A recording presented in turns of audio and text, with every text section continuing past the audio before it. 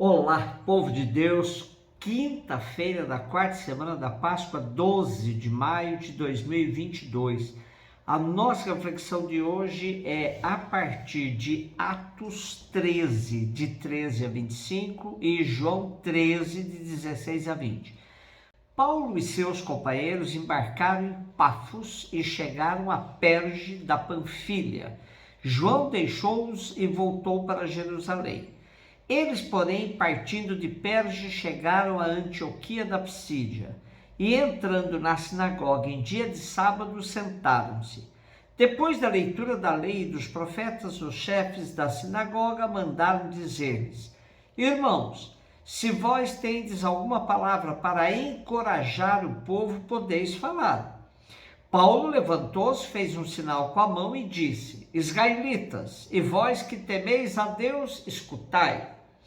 O Deus deste povo de Israel escolheu os nossos antepassados e fez deles um grande povo, quando moravam como estrangeiros no Egito, e de lá os tirou com braço poderoso, e durante mais ou menos 40 anos cercou-os de cuidados no deserto.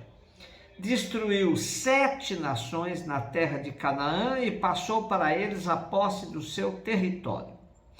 Por 450 anos aproximadamente. Depois disso, concedeu-lhes juízes até ao profeta Samuel. E em seguida eles pediram um rei e Deus concedeu-lhes Saul, filho de Cis, da tribo de Benjamim, que reinou durante 40 anos. Em seguida, Deus fez surgir Davi como rei e assim testemunhou a seu respeito. Encontrei Davi, filho de Jessé, homem segundo o meu coração, que vai fazer em tudo a minha vontade. Conforme prometera, da descendência de Davi, Deus fez surgir para Israel um Salvador, que é Jesus. Antes que ele chegasse, João pregou um batismo de conversão para todo o povo de Israel. Estando para terminar sua missão, João declarou: Eu não sou aquele que pensais que eu seja, mas vede, depois de mim vem aquele do qual nem mereço desamarrar as sandálias. O capítulo 13 de Atos é emblemático e dá um pontapé decisivo nos atos de Paulo. Esse discurso de Paulo em Antioquia da Psídia tem perspectiva universal, vale para o judaísmo em geral. Não se restringe, portanto, a uma só igreja. Segundo o padre Comblan, esse discurso reflete antes a teologia nos tempos de Lucas do que a teologia paulina. É um discurso típico de apologética para os judeus nos tempos de Lucas. Alguns temas podem estar em continuidade com temas da pregação primitiva, mas a redação envolve a matéria toda numa teologia lucana.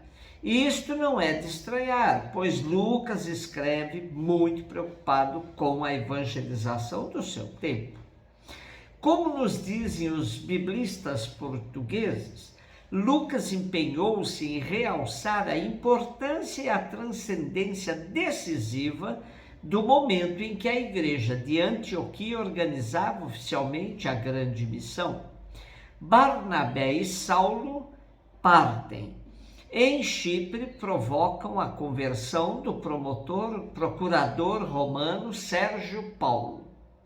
Saulo passa a ser chamado com o nome romano de Paulo e torna-se o chefe da expedição, até aí dirigida por Barnabé.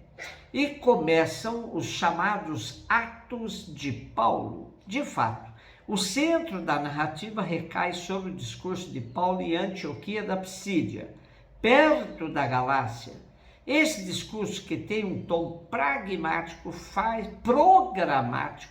faz lembrar o discurso de Jesus na sinagoga de Nazaré. A história de Israel é apresentada nas suas linhas gerais, centrando-se em Davi, a quem ficou ligada a promessa do Salvador. A alusão a João Batista tem dois objetivos: situar no tempo a atividade de Jesus e apresentar João como precursor e testemunha. Paulo quer chegar rapidamente a Jesus, aquele em quem se realizam as promessas. As comunidades da diáspora estavam mais preparadas para acolherem a mensagem dos primeiros missionários cristãos. É, pois, a elas que Paulo se dirige em primeiro lugar. Só depois se dirige aos pagãos. João 13, 16 a 20. Depois de lavar os pés dos discípulos, Jesus lhes disse: em verdade vos digo, o servo não está acima do seu senhor, e o mensageiro não é maior que aquele que o enviou. Se sabeis isto e o puserdes em prática, sereis felizes. Eu não falo de vós todos. Eu conheço aqueles que escolhi, mas é preciso que se realize o que está na Escritura. Aquele que come o meu pão levantou contra mim o calcanhar. Desde agora vos digo isso antes de acontecer, a fim de que, quando acontecer, creais que eu sou. Em verdade vos digo, quem recebe aquele que eu enviar, me recebe a mim. E quem me recebe, recebe aquele que me enviou. Percebe-se claramente que esse texto conclui a perícope que descreve o lava-pés, gesto decisivo de Jesus na sua catequese aos discípulos. Ser seguidor de Jesus é assumir a perspectiva do servo, que não pode querer ser maior que seu Senhor. O que o Mestre sofreu em sua missão, sofrerão também seus discípulos.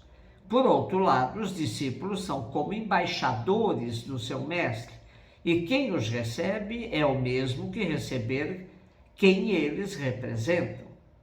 Jesus se adianta à realidade que será vivida pelos seus discípulos, para que, quando eles estivessem passando agruras na missão, saibam que esse é um sinal de autenticidade do missionário.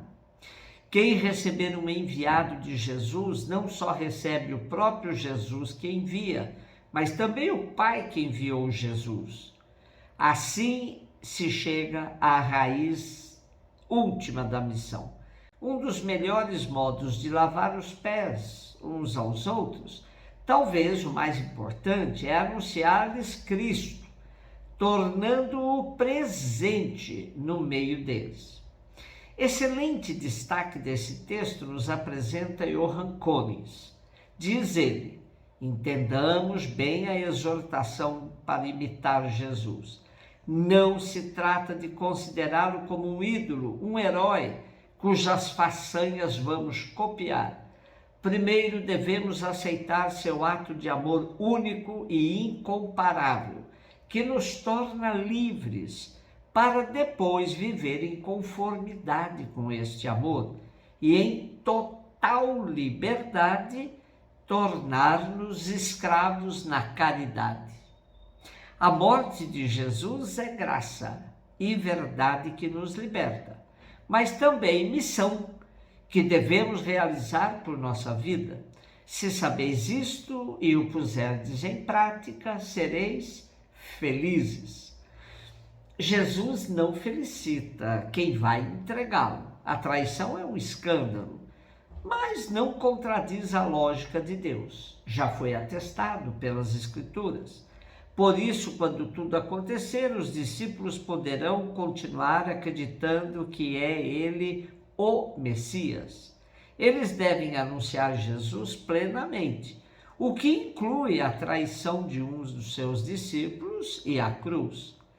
Quem acolher esta mensagem, acolherá também o Pai.